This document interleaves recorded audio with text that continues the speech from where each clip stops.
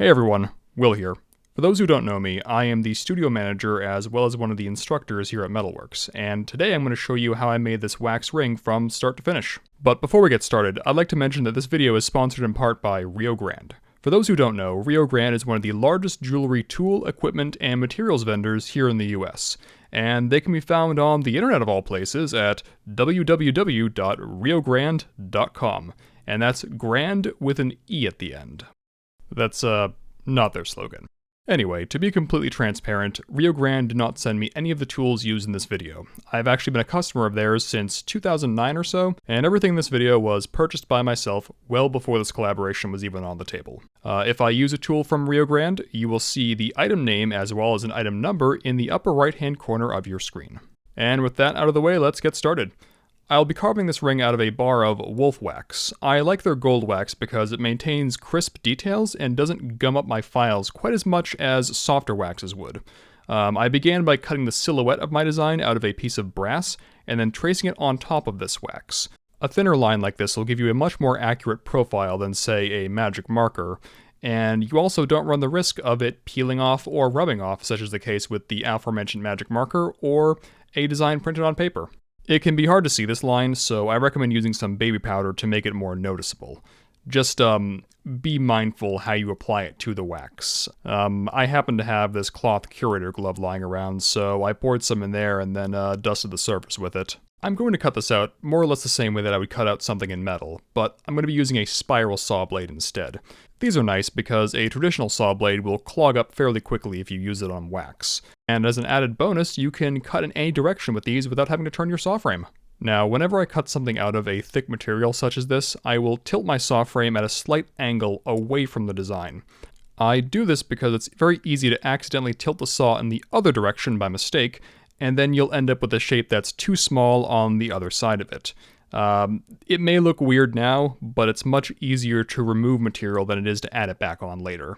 And speaking of removing material, I'm going to be using an old wood rasp and a coarse double-end wax file to do the first stage of stock removal. You could buy these from a jewelry supplier, but honestly, any old wood rasp will do just fine for this part of the operation. I think I got this one in a box of my grandfather's old tools.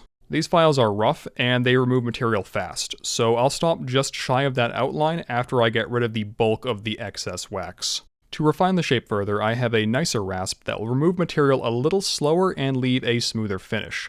The file still cuts fast, but it won't gouge up the surface quite as badly as the previous file. It also has a sharper geometry, which will allow me to get much more precise results. That said, it's still a bit clunky, so I'll do some further refinement with this narrower wax pillar file. What you'll notice immediately is that this file is more in line with a traditional hand file, both in terms of how it's shaped and how the teeth are cut. This is probably my second favorite wax file. It's very versatile and it leaves a nice surface finish, and the price to performance ratio on this thing is truly absurd, as it comes in just under $5. But I digress. I'm now going to use the double-ended file that I have to tackle the curved portions of this ring. This works really well on the back of the ring as well as the inside of it. However, it's still a little bit too big for some areas, so I'm going to break out the needle files. Just like with my larger files, I have a coarser set of needle files that I'll start things off with before moving on to the finer ones. You may have noticed a pattern. I use a rough file and then a finer one. This is a time-saving measure more than anything else, because if I just immediately went to the finest file that I had, I'd be there all night filing that thing. Anyway, these are my favorite files. I was initially hipped to them by a Boston-based jeweler named Donna Vaverka, who uses them to shape all the wax for her complex, architecture-inspired jewelry. They leave a really nice surface finish, and they have a very precise geometry to them, which makes them very good at fine detail work. Anyway, we're not going to worry about those details right now. We're going to probably refine those more towards the end. At the moment, we're going to try and get that circle in the middle to be more, well, circular. And this can be done freehand, but it's kind of difficult. So I've got this wax ring sizer that will gradually open up the wax and make it a perfect smooth hole. Just be sure to check the size of the ring periodically, as it's very easy to overshoot your target size and make the ring too big. I also wouldn't really rely on the printed sizes on a lot of these, as they tend to not be that accurate. This ring is going to taper towards the bottom, so I used a pair of digital calipers to mark a center line all around it, and then I offset that center line by about 2 millimeters, so that way the inside of it's going to be 4 millimeters thick. I then just grabbed some 60 grit wood sandpaper and rubbed that ring back and forth until it met up with those lines. Afterwards, I would then go to some 100 grit sandpaper to kind of touch it up and make that surface a little bit more smooth. There are many different ways to work with wax, but I like doing it subtractively. I feel as though I can get a lot more control, and I can kind of visualize what I'm doing a little better. A lot of my process really comes down to building objects out of simple shapes, and then selecting the file that would best fit that shape. For example, let's look at the anvil portion of this ring. The sides of a traditional anvil aren't straight down, they actually curve a bit, so naturally we would want to use a half-round file to kind of carve that channel in there. The larger double-ended half-round file is a little bit hard to control, so as you can see, I've marked a straight line with my calipers and then started preparing a groove for that file to fit into. This is just to prevent the file from jumping around too much. As before, after roughing out the curve, I come back in and smooth out the surface, and those 00 needle files do a great job of this. At the same time, I'm also slowly filing it a little bit by little bit on either side to make both sides match up when I look at it from the back. Making micro adjustments like this is kind of tedious, but it's necessary if you want to have a, really nice even looking piece. Next up, I'm going to take on the horn of the anvil. I start by making it a little bit more narrow with that needle file, and then I start rounding out the back. I'm using a wider file here to make sure I remove the wax in a nice even plane, all while trying to make sure I don't accidentally hit the back of the band with that file. And this is the last time I will use the larger files. From here on out, it'll just be the 00 needle files. The Barrett is easily my favorite of the bunch. Here I am using it to smooth out the underside of that anvil horn without having to worry about messing up the band. And then when that's all set, I will use it to try and tackle the table. This is a little bit more problematic than the other portions because you have to get it flat on multiple surfaces and then square on several axes, all while making sure you don't overfile it. The final bit of major shaping is giving that horn its characteristic shape. The top of the horn varies from anvil to anvil, but I'm going for a more traditional look, so I'll be filing it in a more ovaloid shape. The Barrett file really is the way to go here, since it will let me shape the top of that horn without messing up all the work I did on the table.